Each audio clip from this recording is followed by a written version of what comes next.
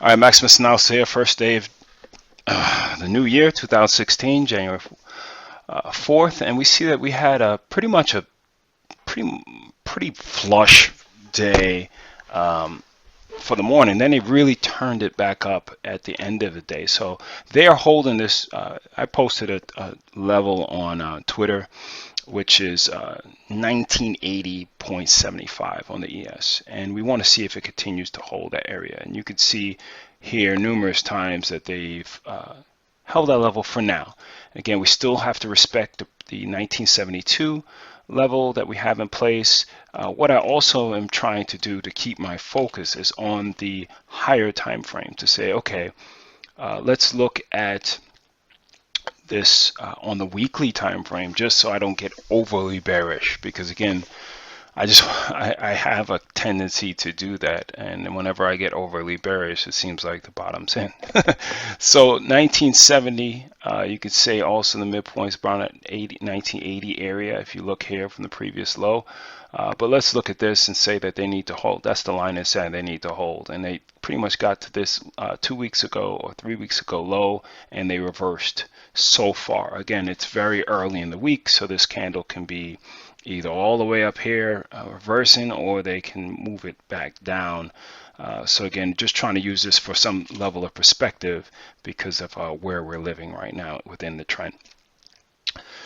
So trying to not get overly bearish, again, as weird as that sounds. So you have the NQ, again, holding levels. This is probably one of the best looking out of all of them.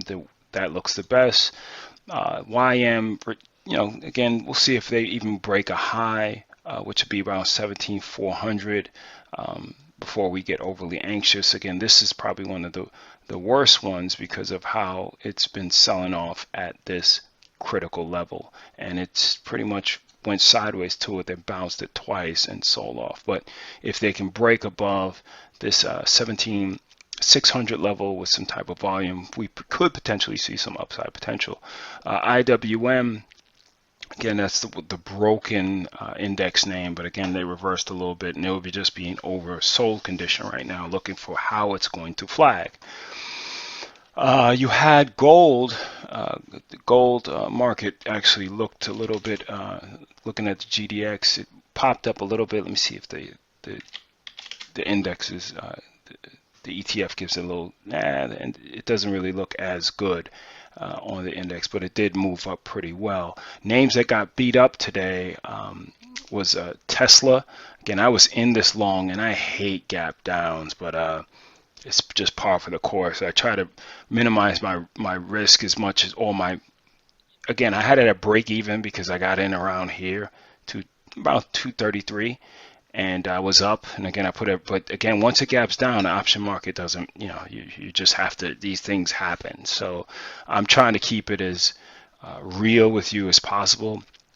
Netflix, another name that gapped down. Again, I had to stop around here, and it gapped down, and I have to kind of just respect where it is, and I had to take a bigger than loss than I wanted to, but that's fine either way. Priceline is holding around this 200-day moving average. A name that actually looked good today, which is, was actually Solar City, and Solar City actually looks pretty nice, holding this 200-day moving average. See if it can get up to potentially a 61.60 level.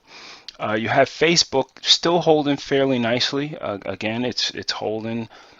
It's not the best pattern, but it is holding about the 50% retracement, which we have around here.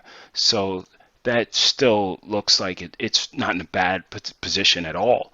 Apple ended up being up. Again, I had a partner of mine that was in there, and I told him just kind of wait. Again, it is in oversold condition, so the sell signal is back here.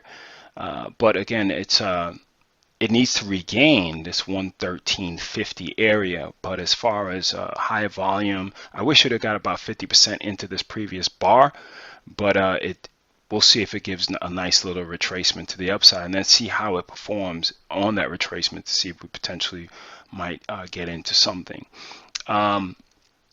Baidu, again, tidy pullback, but you did have, again, let's not treat it all as just buy the dip. Again, you had Fit, which was actually up today. Also Google, big name holding. Again, this is still not in any way, shape, or form a short right now because of where it is within the trend. And you also had Amazon around down 38 bucks, but again, remember that this is all relative to the price. So 40 bucks on this. Again, until they get in touch this gap and slice through it, I would be cautious with going with shorts right now, just because of how the pattern is set up.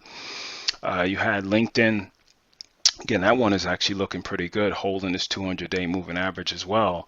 So if we look at the retracement for this, you can see that it is not even 50% in. So we want to see them give some type of buy signal. So regarding the down names, the ones that got really beat up were Boeing. Again, that's not in a bad situation. It's hard to take a long right after this, but at least you have your risk defined. You had 3M. Again, a lot of things reversing. You had DuPont. That one, I would not go long that based on that. You had Goldman Sachs, which was down as much as $5, but ended up, let's see, I wouldn't be going short here. Again, the short was back here when it was testing this level. Let's see who did well today. So again, we did talk about Apple already, and we have Walmart actually looking to see if it's going to pop up a little bit. We'll see where it goes. And you also had CAT, which is only up 3 cents, but again, based on the day today, we'll really see how these things perform, and we'll try our best not to get too bearish. Again, 53.17 is the level that I would need to hold for Microsoft, and ExxonMobil. We kind of want to see where this one plays out. Going to look at crude right now, you could see here, yes, that it's still not in the area that I would look to go long right now. Maybe a break above this high, but right here, right now, it's not. It's just been sideways. So you still have to say that the bears have the control of things for now, and we'll just see where it goes. So again, it's a hell of a way to start the year off, but we'll continue to see how things go. All right. So again, the bonds pretty much gave pretty much a gap up and then kind of sideways as the TLT ETF for that for 20 years. So we'll kind of continue to look at that and see where things go. So again, protect risk. I know the gap down sucks. Trust me. I just want to, as weird as it sounds, I want to make sure I also add in that you're not the only one that gets stuck with some of these things. So if you're having a it seems like everybody and their mother makes, they never have a losing trade. And I kind of want to make sure I set some type of expectations for those that watch my videos. So take care.